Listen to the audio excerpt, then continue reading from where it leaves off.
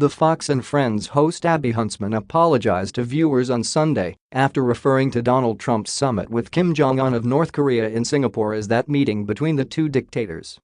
Huntsman, the daughter of U.S. Ambassador to Russia and former Republican presidential hopeful John Huntsman, was discussing Trump's arrival in Singapore with Anthony Scaramucci, the New York hedge fund owner who was White House communications director for 11 days in the summer of 2017. Over footage of Trump stepping out of Air Force One, on which he had left the G7 summit in Quebec and from which he had fired off tweets and directions to advisors that stoked a burgeoning diplomatic crisis with Canada, Huntsman said. "Anthony, talk to us about this moment.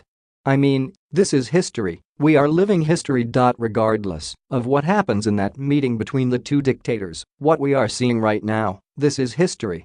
Scaramucci did not pick up on her error. "Yeah," he said, "because Trump is a disruptive risk-taker, he's willing to break the usual bonds of what would be not going to a meeting like this because he knows that if he goes to a meeting like this, he increases the chance of peace and global prosperity. And so you have to give him huge credit for being there." Huntsman apologized later in the show, saying, "I do want to point out that earlier, as you know, sometimes on live TV sometimes you don't always say things perfectly. I called both President Trump and Kim Jong-un a dictator. I did not mean that, my mistake, so I apologize for that." Trump's tweets have been shown to regularly closely follow discussions on Fox and Friends, Fox News' morning magazine show.